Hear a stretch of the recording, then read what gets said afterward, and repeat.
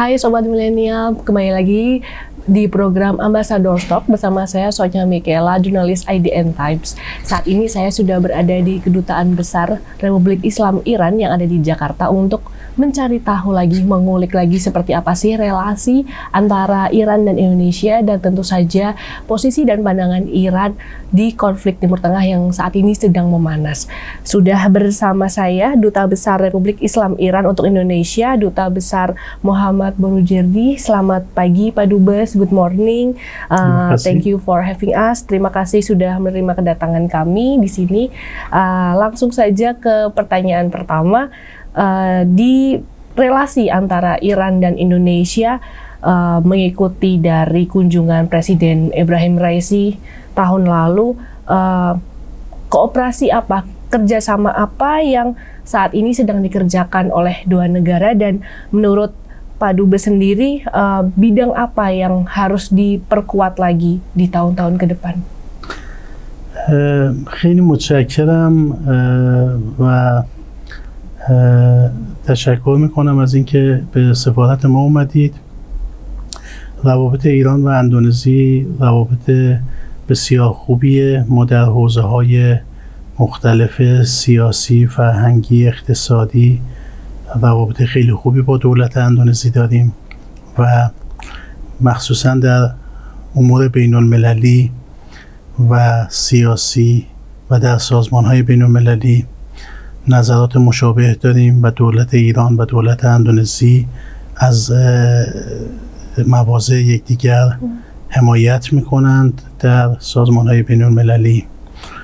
و بعد از سفر آقای دکتر رئیسی، رئیس جمهور اسلامی ایران به اندونزی، روابط باز هم بهتر شد و این سفر بسیار خوب و نقطه عطفی در روابط دو کشور بود.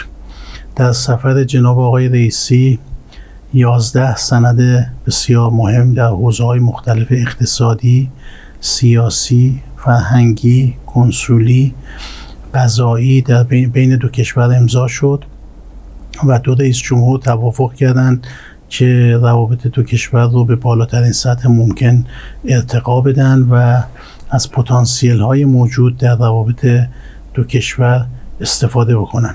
در حال حاضر ما به دنبال اجرای توافقات دو رئیس جمهور در این سفر هستیم و همچنین به دنبال اجرای سندهای امضا شده بین دو کشور هستیم. در این راه موانعی وجود داره، از جمله دوری راه، از جمله تحریم‌های ظالمانه آمریکا علیه ایران و بعضی مشکلات دیگه بین دو کشور وجود داره، عدم شناخت بازرگانان از بازارهای همدیگه، ولی در عین حال موارد مثبتی هم وجود داره که میتونیم به اونها تکیه کنیم، مثل مکمل بودن اقتصادهای دو کشور، درک و فهم سیاسی، دینی و فرهنگی مردم دو کشور از همدیگه، تفاهم بین دولت‌ها و عدم وجود هیچ گونه مشکلات سیاسی بین دو کشور از زمینه‌هایی که میتونه ما رو به اهدافمون برسونه و از همه مهمتر خواست رهبران دو کشور برای گسترش روابطه. ما قدم بعدی ما اینه که همونطور که گفتم موافقت نامه‌های امضا شده و توافقات انجام شده در ملاقات رؤسای جمهور ایران و اندونزی اجرایی و محقق بشود. من قبل از عزیمت به اندونزی با جناب آقای دکتر رئیسی، رئیس جمهور اسلامی ایران ملاقات کردم و ایشون به من توصیه کردند و دستور دادند که توافقات دو رئیس جمهور در سفر ماه می سال 2023 رو پیگیری بکنم و در هنگام ورودم به اندونزی هم در هنگام تسلیم استوارنامه به جناب آقای جوکو ویدودو، رئیس جمهور محترم اندونزی، ایشون همین توصیه و همین تاکید و همین دستور رو به من داشتن و از من خواستن که توافقات سفر رئیس جمهور و ملاقات هایی که دو رئیس جمهور با هم داشتن و 11 سندی که امضا شد پیگیری و اجرایی بکنم و این مهمترین دستور کار من در اندونزی در حال حاضر است. Pertanyaan kedua Pak Dubes, Indonesia saat ini sedang membangun ibu kota baru, ibu kota Nusantara. Apakah ada peran Iran di sini untuk membantu pembangunan dari ibu kota Nusantara sendiri? من در جریان تغییر پایتخت اندونزی هستم و از ابتدای شروع این پروژه جمهوری اسلامی ایران آمادگی خودش رو برای مشارکت در ساخت پایتخت جدید نوسانتارا اعلام کرده و آمادگی خودمون رو اعلام کردیم. در حال حاضر تقاضای ملاقات با مقامات ارشد پایتخت جدید رو کردم که در این ملاقات بنا دارم که از اونا بخوام که پروژه های مربوط به پایتخت جدید رو به ما معرفی کنن، ما بتونیم به شرکت های ایرانی معرفی بکنیم و شرکت های ایرانی آمادگی دارن که در حوزه های مختلف در ساخت پایتخت جدید مشارکت کنند. از جمله توانایی های شرکت های ایرانی به توانایی های ساخت و ساز مثل ساخت جاده، راه، ساخت ساختمان های بلند، زیرساخت ها مثل مخابرات و تکنولوژی های جدید در ساخت و ساز شهرها و بسیاری دیگه از توانمندی هایی که شرکت های ایرانی دارن که میتونن در این زمینه مشارکت بکنن و من به محض ملاقات با مقامات ساخت پایتخت جدید حتما این موضوع رو با اونها مطرح خواهم کرد. علاوه بر اون ایران آمادگی داره که در حوزه صادرات مصالح ساختمانی، صادرات قیر، سیمان، آهن‌آلات، فولاد و سایر مصالح ساختمانی در این در ساخت پایتخت جدید مشارکت بکنه. یکم دشواره که قبل از اینکه پروژه ها رو بشناسیم راجع به اونها نظر بدیم، ولی خب برنامه سفارت اینه که ما پروژه هایی که در دست انجام هست از مقامات پایتخت جدید دریافت بکنیم، به شرکت های ایرانی معرفی بکنیم و ارتباط اینها رو و امکان شرکت های ایرانی رو در این پروژه ها بررسی بکنیم و بینشون ارتباط برقرار بکنیم. متشکرم. ایران از نظر تکنولوژی ساخت و ساز و تکنولوژی های زیرساخت ها، مخابرات، تأسیسات و امکانات شهری، حمل و نقل دارای تکنولوژی بسیار بالایی است و شرکت های ایرانی به بالاترین تکنولوژی های جهانی به فناوری ساخت بالاترین تکنولوژی های جهانی دست پیدا کردن و در حال حاضر جزو شرکت های مطرح جهانی هستند و همونطور که گفتم آمادگی داریم که با کشور دوست اندونزی در ساخت پایتخت جدید مشارکت بکنیم و قطعاً پیشنهادهای شرکت های ایرانی به پروژه های ساخت پایتخت جدید پیشنهادهای جذابی خواهد بود، از این نظر که یک، ما دارای تکنولوژی برتر هستیم، دو، قیمت‌های ما به نسبت قیمت‌های جهانی بسیار قابل رقابته و سه، شرکت‌های ایرانی آمادگی دارند که هر گونه تولیداتی رو در داخل اندونزی همراه با انتقال تکنولوژی به اندونزی منتقل بکنن و ایجاد بکنن و از این نظر شاید با شرکت‌های دیگه دنیا اولویت داشته باشن کار با اینها. به هر حال آمادگی از طرف ایران وجود داره و امیدواریم به زودی بتونیم این ارتباط رو محقق کنیم. Untuk pertanyaan selanjutnya Pak Dubes, ini berkaitan dengan situasi di Timur Tengah terkait Palestina saat ini terutama situasi konflik saat ini yang masih memanas di Palestina. Dapatkah Pak Dubes menjelaskan lebih lanjut seperti apa peran dan posisi Iran dalam turut meredakan ketegangan dan juga membela hak-hak bangsa Palestina? در رابطه با فلسطین سیاست ما کامل و کاملا روشنه. فلسطین یک ملت تاریخیه که سالیان دراز در یک سرزمین مشخص به اسم فلسطین زندگی کرده.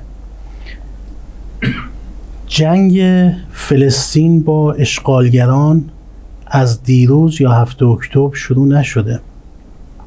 74 سال پیش این کشور تحت اشغال قرار گرفته و از 74 سال پیش تا حالا بارها سازمان‌های بین المللی و سازمان ملل متحد غاصب بودن و اشغالگر بودن اسرائیل رو تایید کردند و بر حق فلسطینی‌ها برای دفاع مشروع از خودشون صحه گذاشتن.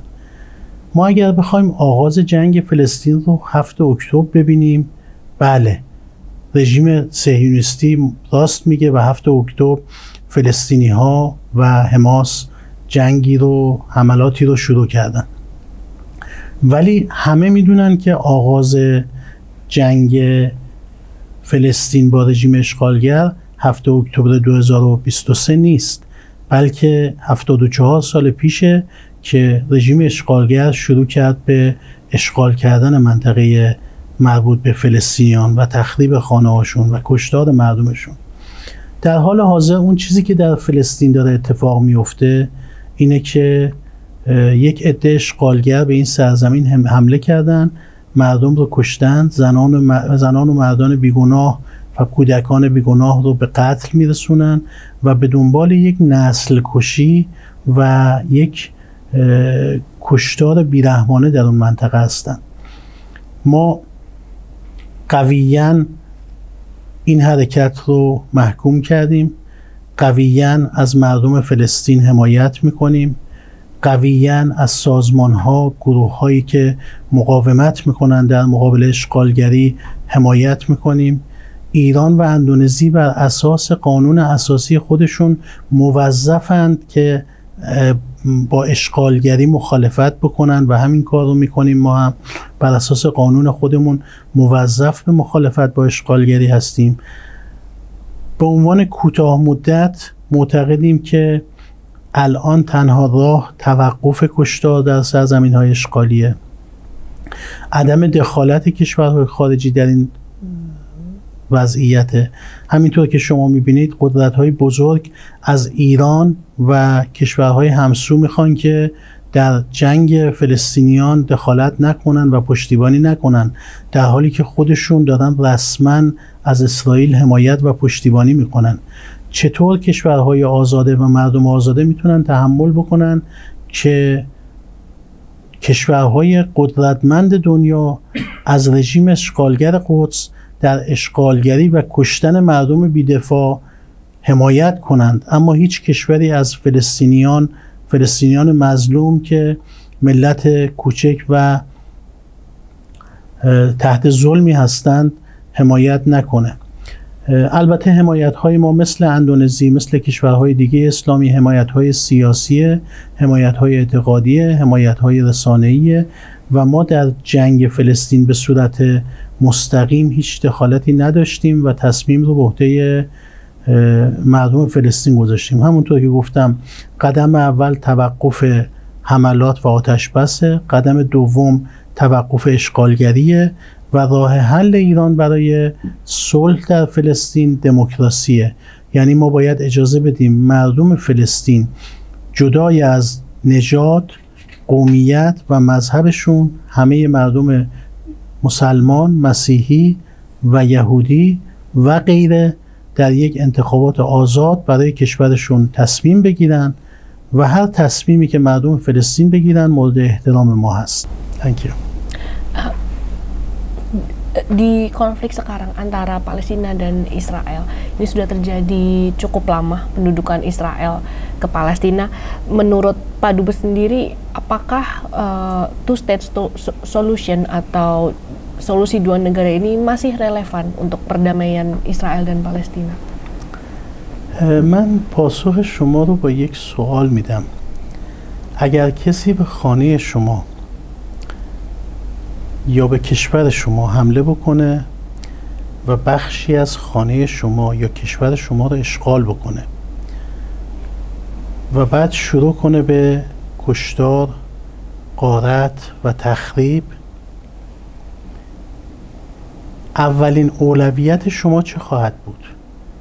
آیا اولویت شما اینه که با این آدم بیاید یا این گروه بیاید راجع به تو استیت سولوشن صحبت بکنید؟ آیا حاضرید خانه خودتون رو راجع به مشارکت در مالکیت خانه با اون کسی که وارد خونتون شده و بخشی از خونه رو اشغال کرده صحبت بکنید؟ یا با کسی که وارد کشور شده و بخشی از کشور رو گرفته حاضرید مشارکت بکنید؟ در سرزمین‌های اشغالی دو کشور وجود ندارد. طبق مصوبات سازمان ملل در اونجا یک کشور وجود دارد به نام فلسطین و یک عده اشغالگر که بخشی از این کشور رو اشغال کردن. بنابراین اولین اولویت توقف اشغالگریه. اول باید اشغالگری متوقف بشه. اول باید آتش بس داده بشه. در حال حاضر بیش از 26,000 نفر در فلسطین کشته شدن ظرف چند هفته و چند ماه گذشته که بیش از 70% اونها کودکان و زنان بیگناه هستند. اولین اقدام جامعه بین المللی باید این باشد که ما جلوی کشتار بیشتر رو بگیریم و آتش بس در منطقه ایجاد کنیم. باید جلوگیری کنیم از اینکه این آتش گسترده بشه به جاهای دیگه منطقه. کشورهایی مثل آمریکا به ما توصیه میکنند که در جنگ دخالت نکنید که جنگ گسترش پیدا نکنه، ولی شما میبینید از اون ور دنیا به این منطقه اومدن و هر روز به یک کشوری دارن حمله میکنن و خودشون دارن جنگ رو گسترش میدن، در حالی که ما برای اینکه جلوی گسترش جنگ رو بگیریم هیچ دخالت نظامی تا به حال نکردیم. پس بنابراین اول باید جلوی قتل عام مردم بیگناه در غزه و در فلسطین گرفته بشه. در وهله دوم باید به رأی مردم احترام گذاشته بشه. چرا ما داریم برای مردم تصمیم میگیریم؟ ما دموکراسی خوب یا دموکراسی بد نداریم. دموکراسی در همه جای دنیا خوب است، برای مردم فلسطین هم خوبه. اجازه بدیم مردم فلسطین پای صندوق‌های رأی بیان، جدای از مذهبشون خودشون رأی بدن. اگر تو استیت سولوشن رو پذیرفتن ما میپذیریم. اگر مردم فلسطین هر حکومتی که خودشون انتخاب بکنن برای ما محترمه.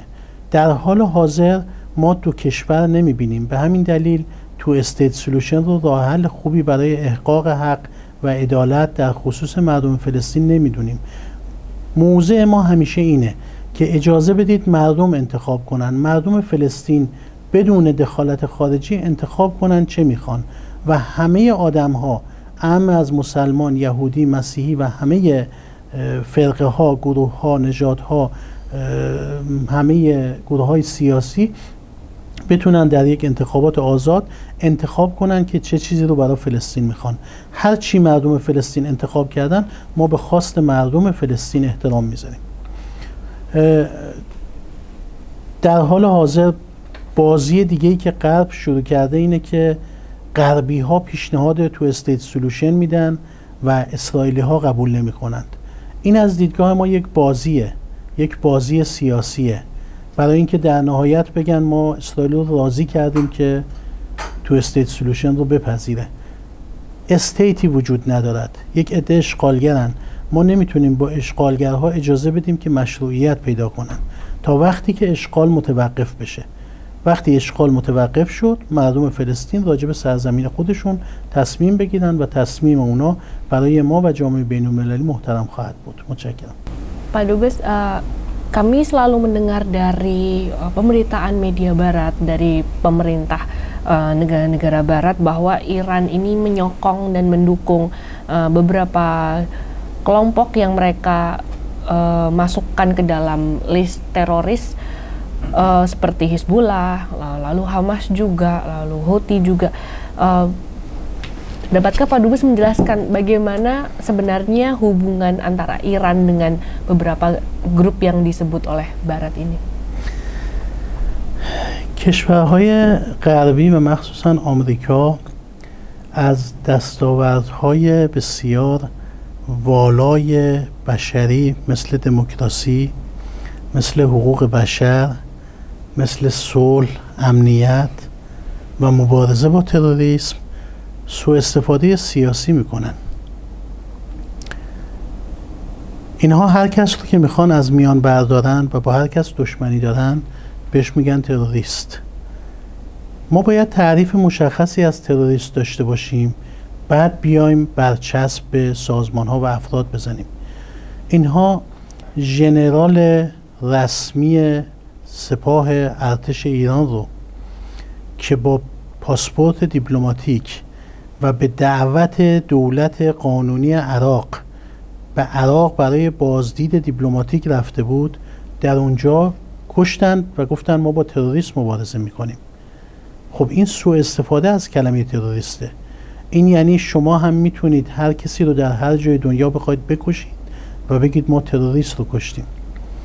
گروه هایی که شما اسپردید اونها اسمشون رو میذارن تروریست، ما اسمشون رو میذاریم گروه های مقاومت، گروه های آزادی بخش، گروه هایی که دارن برای آزادی کشورشون و مردمشون میجنگن، گروه هایی که دارن برای متوقف کردن نسل کشی اسرائیل مبارزه میکنند. و بله، در قانون ایران، در قانون اساسی ایران پیش بینی شده که ایران از همه جنبش های آزادی بخش در همه کشورهای دنیا که مورد اشغال قرار گرفتن دفاع میکنه. اگر هر کشوری در هر جای دنیا اشغال بشه، ایران مدافع مردم اون سرزمین، گروه های آزادی بخش و مخالف اشغالگری خواهد بود. همونطور که اندونزی هم همینطوره. ما از گروه های مثل حماس، حزب الله حمایت کرده و میکنیم و این رو پنهان نمی کنیم. البته اگر مفهوم حمایت شرکت در عملیات خیر، اونها عملیات نظامیشون رو نه با ما هماهنگ میکنن، نه از ما اجازه میگیرن و نه به ما اطلاع میدن. فقط وقتی عملیات میکنن، چون ما عملیات اونها رو مشروع میدونیم، از عملیات اونها اعلام حمایت میکنیم. حمایت ما در این حده، ما با تمام توانمون از اونها حمایت میکنیم، ولی هنوز تصمیمی برای اینکه بخوایم حمایت نظامی از گروهی بکنیم نگرفتیم و همچنان به حمایت سیاسی و حمایت اخلاقی بین المللی و حقوقی خودمون ادامه میدیم. Terakhir Pak Dubes, salah satu isu yang cukup disorot di Iran itu adalah isu perempuan, apalagi setelah kematian dari Mahsa Amini dan Armita Gawaran.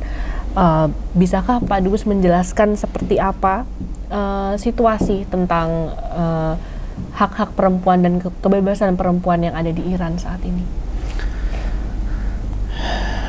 حقوق زنان هم باز از همون مواردیه که مثل حقوق بشر توسط غربی ها مورد سوء استفاده سیاسی قرار میگیره. ببینید، من دو تا مقایسه برای شما میکنم، دو تا صحنه برای شما ترسیم میکنم. در صحنه اول یک زن در هنگام در ایستگاه پلیس در ایران به دلیل نامشخص فوت میکنه. پزشکی قانونی فوت ایشون رو طبیعی اعلام میکنه و هیچ آثار ضرب و جرح یا شکستگی یا زخم در بدن ایشون مشاهده نمیکنه. پزشکان دیگر، بیش از 45 پزشک غیر دولتی تایید میکنن که این مرگ بر اثر ضرب و جرح نبوده. خیلی از ایران اعلام آمادگی میکنه که این موضوع رو مورد تحقیق و تفحص قرار بده و اگر کسی تخلفی کرده این تخلف بررسی بشه و برخورد بشه. رئیس جمهور ایران با خانواده فرد تماس میگیره و با اونها ابراز همدردی میکنه و به اونها اطمینان میده که اگر تخلفی شده باشه دستور داده که پیگیری بشه. این یک سناریوه. مهسا امینی یک نفر بود که متاسفانه فوت کرد، به هر دلیلی ما نمیدونیم. ولی طرف دیگه در فلسطین اشغالی 10,000 زن کشته میشن، روزانه چندین زن کشته میشن. رژیم اشغالگر قدس رسما اعلام میکنه که ما کشتیم و ما باز هم خواهیم کشت و ما آتش بس نمیدهیم و ما جنگ رو متوقف نمی کنیم. همین امروز اعلام کردن ما به هیچ عنوان جنگ رو متوقف نخواهیم کرد. من میخوام بگم اونهایی که اون کارزار انتخاب، اون کارزار رسانه‌ای رو علیه جمهوری اسلامی به راه انداختند در مورد مرگ یک بانو که ما هم متاسفیم که این اتفاق افتاد، الان کجا هستند؟ چرا اینها اون کارزار رو در مورد 26,000 بیش از 26,000 فلسطینی که بیش از 70% زن و کودک که کشته شده انجام نمیدن؟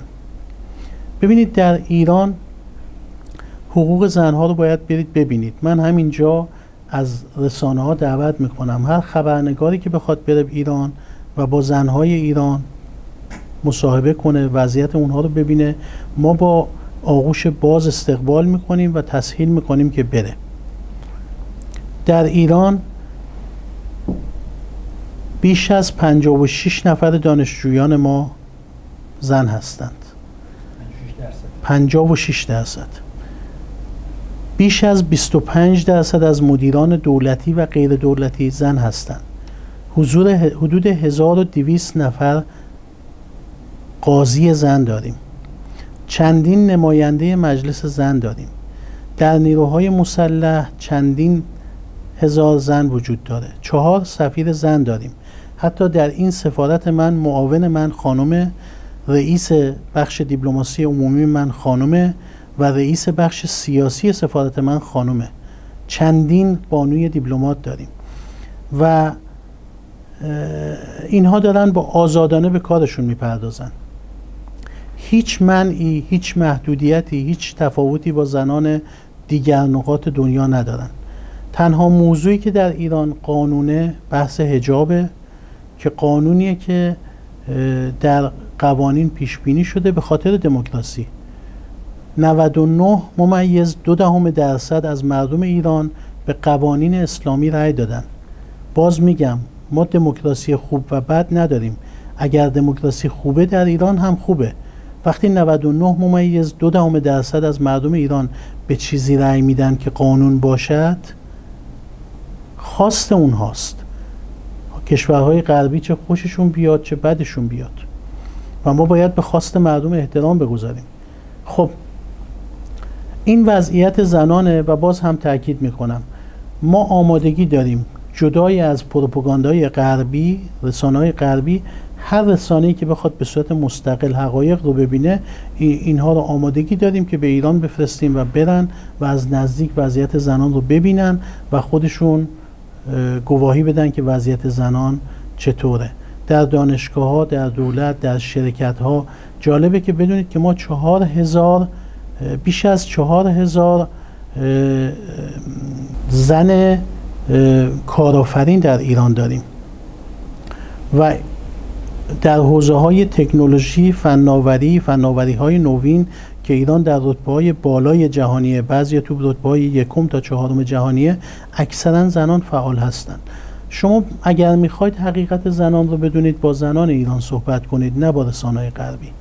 متشکرم. تشکر میکنم از شما و رسانه شما به خاطر این وقتی که در اختیار من گذاشتید و تونستم با شما مصاحبه‌ای داشته باشم.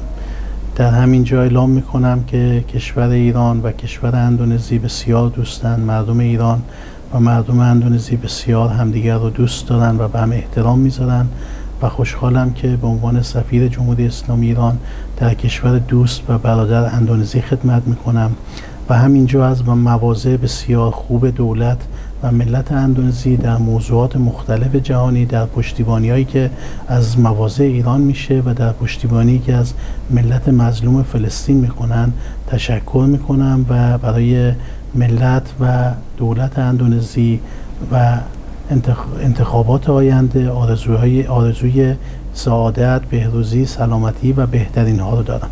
تشکر میکنم. Terima kasih Pak Dubes atas bincang-bincangnya, atas waktunya untuk diwawancara. Teman-teman, baru saja saya selesai berbincang dengan Duta Besar Republik Islam Iran untuk Indonesia, Duta Besar Muhammad Burujerdi, dan sampai jumpa di program Ambassador Talk episode berikutnya. Terima kasih.